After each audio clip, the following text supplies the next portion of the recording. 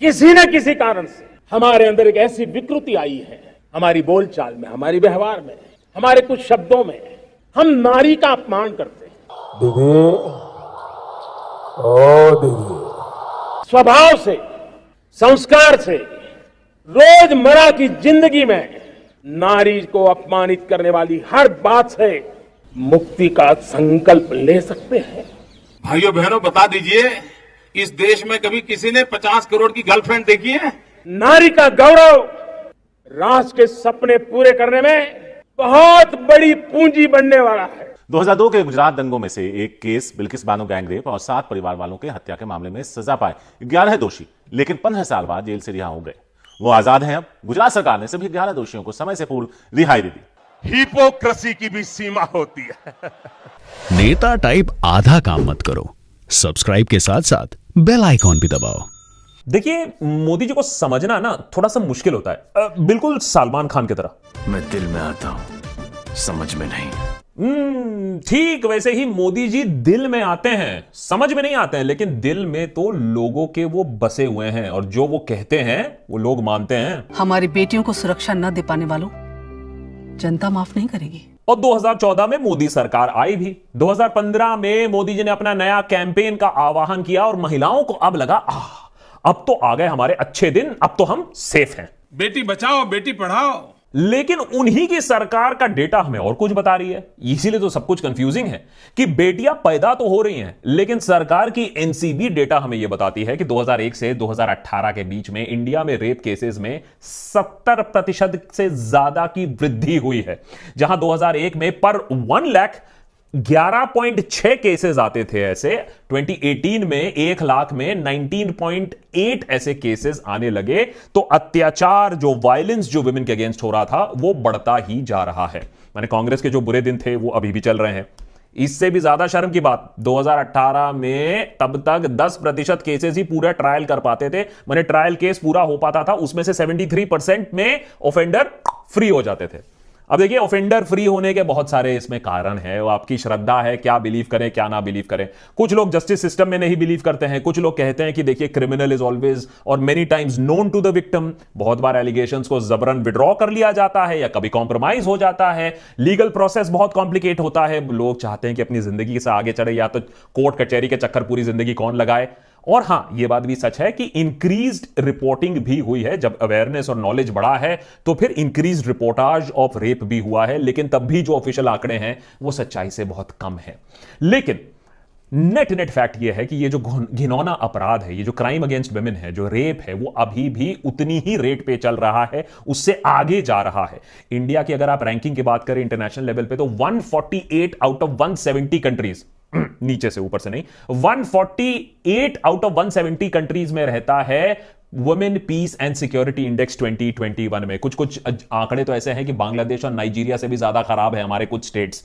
तो एक तरफ हम कहते हैं कि देखिए, बुरा मत बोलिए, ये सारे इंटरनेशनल सारे रेटिंग्स है वो खराब है, लेकिन जो जमीनी हकीकत है वो अनफॉर्चुनेटली पूरा देश, पूरी दुनिया देख रही है। खास करके अभी जो बिल्किस बानो केस के साथ हुआ, मैं नहीं कह रहा हूं, CNN का रिपोर्ट देख लीजिए। आप और मैं इस बात से क्रोधित हो सकते हैं, अपमानित हो सकते हैं, लेकिन इंटरनेशनल मीडिया में तो यही दिखाया जा रहा है कि high profile case, gang rape case India में, गुजरात में जब हुआ था, उसके कन्विक्ट्स को अब छोड़ दिया गया है। और ये पूरी दुनिया ऐसे आर्टिकल्स पढ़ रही है। तो देशभक्त में तो हम हमेशा यही कहते हैं कि देखो भाई, ये चोमू टाइप काम मत किया करो, और अगर चोमू टाइप काम करोगे तो फिर दुनिया आप पर हंसेगी, फिर उसके बाद आग बबूला मत होना, उल्टी मत करना।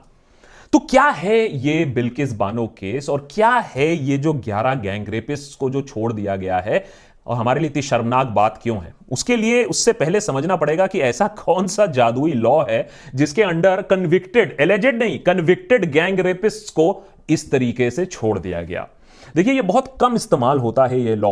Article 72, article 161 of the constitution हमारे जो प्रेसिडेंट है या फिर स्टेट में जो गवर्नर है, उनको राइट्स देता है, पावर टू पार्डन कहते हैं। माने आप किसी का सेंटेंसिंग जो है, जेल टर्म है, उसको सस्पेंड कर सकते हो, रिमिट कर सकते हो, कम्यूट कर सकते हो, कम कर सकते हो, या फिर माफ कर सकते हो। और ये प्रिजन जो होता है वो स्टेट सब्जेक्ट है, इसीलिए सरकार जो स्टेट सरकार है, राज्य सरकार है, उसके पास भी ये पावर है under section 432 of the CrPC. लेकिन ऐसा नहीं है कि आप किसी का भी सेंटेंस ऐसे ही रिमिट कर सकते हो। रिमिशन के भी कुछ कायदे कानून होते हैं, नियम कानून होते हैं। किसी को अगर डेथ सेंटेंस मिला हो तो आप उसको माफी नहीं दे सकते हो। किसी का डेथ सेंटेंस को लाइफ में कन्वर्ट किया गया है तब भी उसे माफी नहीं मिल सकती है, उसे रिमिशन नहीं मिल सकता, उसका सजा कम नहीं हो सकता है। संगीन अपराध के लिए बेसिकली ये किया गया है। सेक्शन 433A सीआरपीसी का ये जो रिस्ट्रिक्शंस हैं ये साफ साफ तरीके से लगाती है कि देखिए आपका जो डेथ सेंटेंस है वो नहीं चेंज हो सकता है, और अगर चेंज हो भी सकता है, अगर ये सारे कंडीशन मीट होती हैं, कम से कम 14 साल आपको तब भी कारावास में गुजारना पड़ेगा, उसके बाद आप रिमिशन के लिए अप्लाई कर सकते हो। Served at least 14 years of your imprisonment. तो एक तरीके से ये देखने की कोशिश की गई है कि देखिए पनिशमेंट इस तरीके से हो कि कोई ज्यादा चोट ना पहुंचा पाए, वो सोसाइटी को डैमेज ना कर पाए, वो फिर से वो संगीन अपराध फिर से ना कर पाए। और ऐसा रिमिशन कब होता है? अब देखिए कभी कोई किसी का बर्थडे, कोई नेशनल आइकॉन है, किसी की डेथ एनिवर्सरी हो, कोई प्रोमिनेंट लीडर हो, या फिर कोई एक इंपॉर्टेंट इवेंट हो हमारे देश में, जैसे कि 76 इंडिपेंडेंस डे अभी हुआ, अरे भाई आजादी का अमृत महोत्सव, तो फिर होम मिनिस्ट्री ने कहा कि चलिए आप कुछ लोगों को रिहा कर दीजिए जेल से। कौन लोग? Women, transgender prisoners above the age of 50, male convicts above the age of 60, terminally ill convicts, माने ऐसे लोग जो जाकर फिर से कुछ त्राही ना कर पाए, सोसाइटी को डैमेज ना कर पाए, खून खराबा ना कर पाए, ऐसे कुछ लोगों को इनका अगर व्यवहार अगर अच्छा हो तो ठीक है। लेकिन सरकार का रूल ये कहता है कि इनमें रेपिस्ट, मनी लॉन्ड्रर्स, किलर्स ये शामिल नहीं हो सकते हैं, इन्हें रिमिशन नहीं मिल सकता है। तो सवाल यह उठता है कि इतने गाइडलाइंस होने के बावजूद ये 11 convicted rapist, not alleged, convicted rapist निकल कैसे बाहर आए in the Bilkis Bano gang rape case of 2002? भाई स्टेट गवर्नमेंट तो यह बोल रही है कि देखिए हमारे पूरे पैनल ने इसको स्टडी किया और रिमिशन सेंटेंस किया इसको, और सीनियर ऑफिशियल्स ने यही कहा है कि देखिए हमने तो सब कुछ कंसिडर किया, 14 साल इन लोग ने जेल में पूरा कर लिया है, इसके बाद हमने इनका एज कंसिडर किया, nature of the crime consider किया, बिहेवियर इन प्रिजन कंसिडर किया, और इनको बोला कि आप घर जाइए। नेचर ऑफ क्राइम पर आते हैं। थोड़ा मुश्किल है समझाना इतनी जल्दी, लेकिन कोशिश करूंगा। अगर आपको बिल्किस बानो के केस के बारे में नहीं मालूम है तो जरा डिटेल में उसके ऊपर रिसर्च कर लीजिएगा, बहुत लोगों ने बहुत कुछ लिखा है इसके बारे में। लेकिन अगर आपको संक्षिप्त में समझाने की कोशिश करूं जिससे पहले कि ये वीडियो बैन कर दे यूट्यूब फॉर गोरी डिस्क्रिप्शन, केस था 3 मार्च 2002 का। यह है रंधीकपुर विलेज, गुजरात के बारे में बात हो रही है। 17 लोग मैंने विमेन एक ट्रक में भागने की कोशिश कर रहे थे, दंगे फसाद चल रहे थे, उनके पीछे जीप में लोग उनको चेस कर रहे थे, उनके जानने वाले लोग थे और उनके जान के पीछे पड़े हुए थे। ट्रक को रोका गया, उसमें से एक प्रेग्नेंट बिल्किस अपने 3 ईयर ओल्ड बच्चे के साथ इनके हाथ लगी, उसके बच्चे को उससे छीन लिया गया और जमीन पर उसको फेंक कर वहीं मार दिया गया। मां के सामने बच्चा मरा, मां, उसकी बहन, उसकी कजिन, सबका वहां गैंगरेप हुआ। 14 लोगों को वहां बुरी तरीके से मार डाला गया। सोचा तो गया था कि वो भी खत्म हो चुकी है और फिर वहां से लोग चले गए। ये तो किस्मत की बात है कि वो नहीं मरी, वहां से फिर उसका रियूनाइट हुई अपने हस्बैंड के साथ जो और कहीं भागा हुआ था। पहले तो वो बात तक नहीं कर पाती थी, उसके बाद लोगों की हेल्प से, एनजीओज की हेल्प से एक ट्रांसफॉर्मेशन आया, एक सर्वाइवर बनी और सर्वाइवर से फाइटर बनी, और अपने जो क्रिमिनल्स हैं, क्योंकि वो जानती थी उन लोगों को, उसी के इलाके के लोग थे, फिर उनको आइडेंटिफाई किया। अब आप सोच रहे होंगे चलो केस खत्म। इसके बाद सालों तक केस चला। सालों तक इसलिए केस चला क्योंकि वो जो फाइट फॉर जस्टिस है उसमें अपने आप में 50 घंटे का एक एपिसोड बन सकता है, क्योंकि जो प्रशासन था, जो सिस्टम था, वो उन लोगों को सपोर्ट कर रहा था जिसने उसे रेप किया था। एफआईआर मैनिपुलेट हुआ है, मेडिकल रिपोर्ट मैनिपुलेट हुआ, पोस्टमार्टम रिपोर्ट मैनिपुलेट हुआ, एविडेंस डिस्ट्रॉय हुआ। ये स्पेकुलेशन की बातें नहीं है, ये सब रजिस्टर्ड बातें हैं, ये सारी चीजें बाद में बाहर आई। सोचो बिल्किस की जो 3 साल की बच्ची थी, उसका बॉडी वो भी गायब कर दिया गया। लोअर कोर्ट ने केस सुना, लोअर कोर्ट ने बोला ये सब बकवास है, केस को बंद कर दिया गया, और शायद बंद ही रहता। लेकिन बिल्किस तब भी लड़ती रही। नेशनल ह्यूमन राइट्स कमीशन का दरवाजा खटखटाया गया, वहां पिटीशन डाला गया। हां, हमारे देश में एक नेशनल ह्यूमन राइट्स कमीशन है, आजकल कुछ ज्यादा सुनने में नहीं आता लेकिन है। सुप्रीम कोर्ट पर गुहार लगाई गई। सुप्रीम कोर्ट ने 2004 में केस को रीओपन किया, सीबीआई को रेफर किया, फिर केस को लेटर ट्रांसफर फ्रॉम मैंने गुजरात से मुंबई डाला गया, क्योंकि गुजरात में हर तरीके का एक माहौल बनाया जा रहा था, प्रेशराइज किया जा रहा था। फाइनली 20 अक्यूज में से 12 को अरेस्ट किया गया और Bilkis was the only direct witness, तो वो ऑलवेज अंडर थ्रेट है, वो एड्रेस चेंज कर कर पूरे जगह घूम रही है। 2008 में स्पेशल कोर्ट ने 11 लोगों को, एक की मृत्यु हो गई थी ट्रायल में, जो 12 अरेस्ट हुए थे, 11 लोगों को लाइफ इंप्रिजनमेंट दिया, लेकिन पुलिस और डॉक्टर को बोला कि आपने कोई टैंपरिंग नहीं की, आपने कोई गलती नहीं की, तो उनको फजिंग ऑफ रिपोर्ट्स में गिल्टी नहीं पाया। तब भी जारी रही बिल्किस की लड़ाई। 2017 मई में जाकर फिर सीबीआई अपील हुआ, मुंबई हाईकोर्ट ने अपील को होल्ड किया and sentencing for doctors and the police people who were also guilty. तो ऑब्वियसली गुजरात प्रशासन के लिए यह थोड़ा सा एम्बैरेसमेंट की चीज थी, क्योंकि उन्होंने सोचा था कि यह मैटर खत्म हो चुका है, लेकिन कहीं ना कहीं प्रशासन भी यहां कटघरे में आती है। कोर्ट ने स्टेट गवर्नमेंट को यह भी बोला कि 50 लाख कॉम्पनसेशन दीजिए, आप बिल्किस को नौकरी दीजिए। नौकरी तो नहीं मिली, लेकिन 50 लाख कॉम्पनसेशन मिला। बिल्किस ने कहा कि यह पैसा मैं एफडी में डाल रही हूं अपने बच्चों की एजुकेशन के लिए। तो कहीं ना कहीं लग रहा था कि अब शायद कोई ना कोई जस्टिस डिलीवरी हुई है। बिल्किस भी अपनी जिंदगी में आगे बढ़ने की कोशिश कर रही थी, अपने बच्चों की परवरिश करने की कोशिश कर रही थी, लेकिन सडनली उसे अब मालूम चलता है, जबकि उसको कोई प्रायर इंफॉर्मेशन भी नहीं था, कि जो उसके गैंग रेपिस्ट थे उनको रिहा कर दिया गया है, उनको मालाएं पहनाई जा रही हैं, उनको लड्डू खिलाया जा रहा है, उनको घर भेजा। ऑब्वियसली बिल्किस तो बात करने लायक नहीं है, उसने तो प्रेस वालों से भी कहा कि मुझे अकेला छोड़ दो। उसके husband was also saying that भाई आई एम फीलिंग नम। लेकिन बात यहां बिल्किस की सिर्फ नहीं है, बात यहां है कि क्या लॉ को तोड़ा मड़ोड़ा गया था, दैट इज मोर इंपॉर्टेंट। क्योंकि अगर आज ये बिल्किस के साथ हुआ है, कल किसी और के साथ भी हो सकता है।